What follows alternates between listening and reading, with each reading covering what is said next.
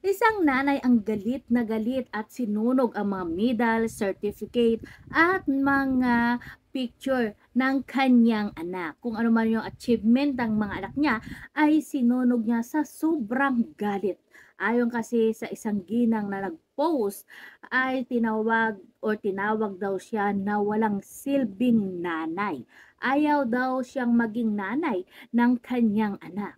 At nang dahil nga dito ay sumama ang loob ng nanay na 'to at nagawa niya ngang sunugin ang mga medals, ang mga picture at mga diploma, mga certificate ng kanyang anak.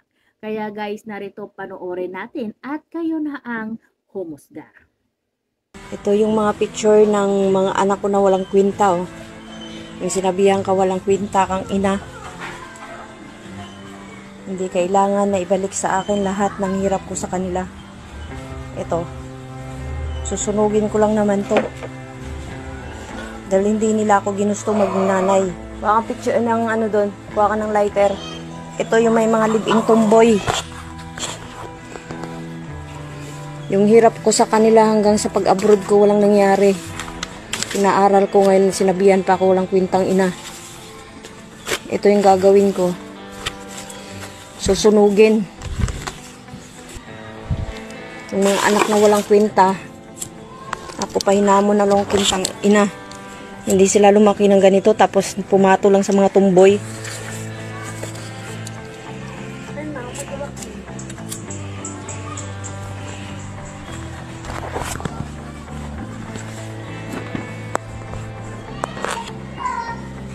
Pakahirap ako.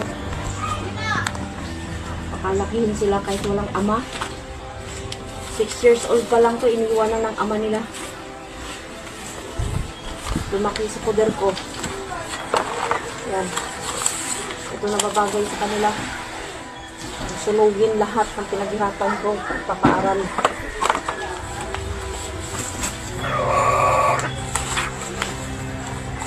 Ito nababagay sa mga batang walang hiya. Anak na walang utang na loob.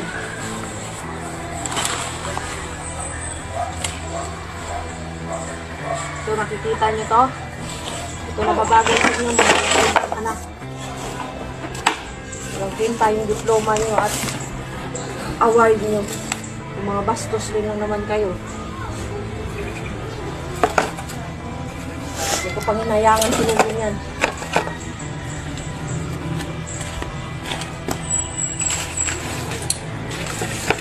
So, yung award na to, yung pinta na to, panginayangan yan.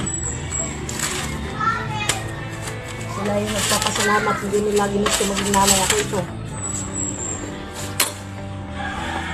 Dahil itong mga anak na to, mga ambisyosa to, mga piling mayaman. Ito, mga piling mayaman to, oh. Yan, mga bastos yan. Hindi nila ako ginusto maging nanay. Ito, kasi yung mga kapatid nila, nasa kamay na ng iba. Nagpapakasarap. Hindi daw nila ginusto na ibalik lahat ng hirap ko sa kanila. Ito. Pinili nila yung tumboy na kinakasama nila, imbis tumulong sa akin. Abang nasa probinsya ako, itong sarap, oh. Oh. Yan. Ito. Para makita nyo. Huwag tularan yung ganitong anak.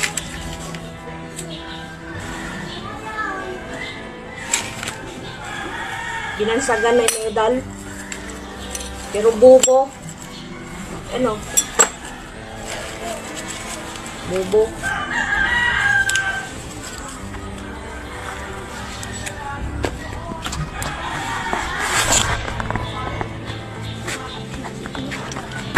Oh, para makita nyo. Anak na walang hiya.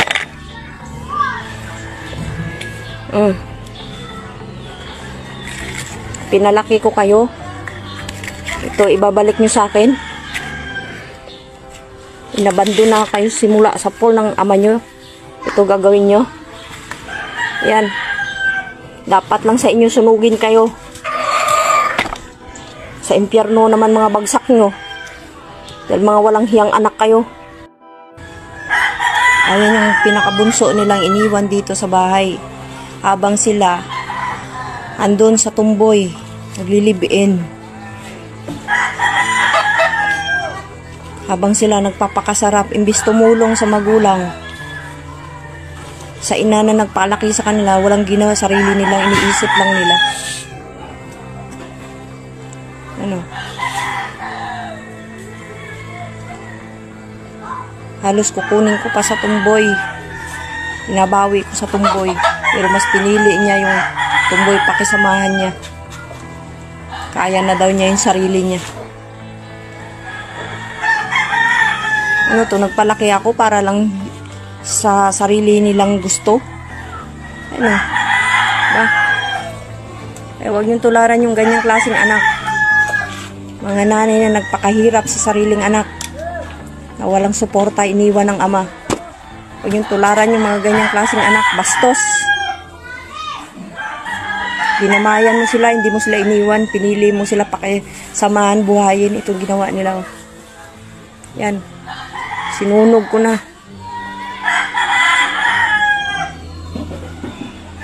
Nangailangan lang ako. Ay 500. Bakit daw sila magbibigay? Wala daw silang tiwalang ibalik ang 500 kung pautangin ko. Tingnan mo. Yan ang babagay sa mga anak na walang kwenta. Anak na pinaghirapan mo paaralin. Tapos ako pang ina walang hiya. Yan. Huwag niyo tularan yung ganyang klaseng anak.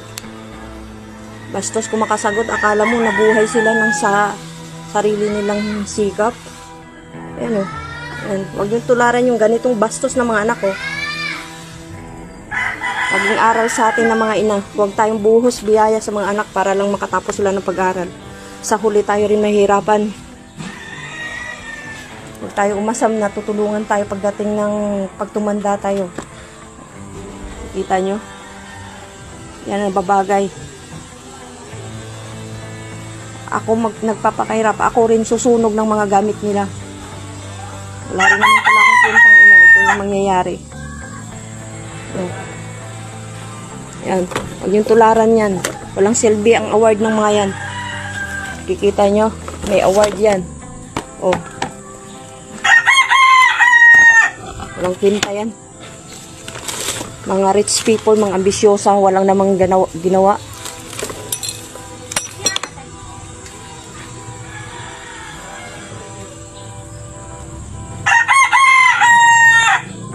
Huwag yung tularan yung ganito. Bastos na anak.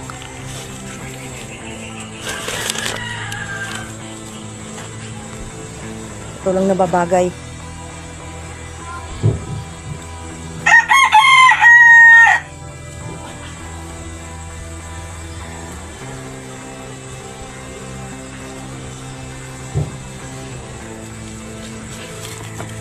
Ibigay pa natin lahat kung may anak tayo na walang hiya, swail, bastos. Wala. Susunugin ko na kasi sa impyerno rin ang bagsak ng mga to. Puro tumbo yung live-in asawa. Ayan o. Ba? Nagpaaral ka. Tapos napunta lang sa walang kakwinta-kwinta. Yan ang nababagay sa mga anak na walang respeto sa ina. Mga walang utang na loob. Yung buhay na, pinapatay na. Wala nang oras mga ganyang klaseng bata. Kaya naman na nila sarili nila. Pues, binubura ko na. Oh, pinili nilang iba. Kaysa yung nanay nila. O ayan, nababagay dito. Tanggalan ng karapatan. Kikita nyo? Mga anak na walang hiya. Yung iniwan ng ama simula sa Paul. Nanay pa ang walang kwinta. Ayan o. Ito yung cellphone na binili. Ang walang hiya kong anak na binigay niya sa bunso ko. Ayan. Hinartelyo ko. Kasi tuwing nagbibigay ng pera sa anak kong bunso, nagsasabi itago daw baka makita ako at hihingi ako. Yan. Ang kapal daw ng mukha ko. Pakailaman daw ang cellphone niya kasi siya daw ang bumili. Wala daw akong ambag dito sa cellphone. Tingnan nyo. Bagong bili yan yung cellphone ng anak ko. Yan. Para yan sa bunso ko. Pero binasag ko. Ayan. Kita nyo. Nartilyo ko yan sa galit ko. Yan. Walang saysay ang halaga ng pera dito sa bahay. Kung walang hiya ang nakatira dito. Kaya ako nanginayang sa mga gamit na yan. Kung walang kwenta naman ipinagmulan niya. Ako sasabihan walang hiya. Yan. So yun na guys, napanood natin ang buong kwento.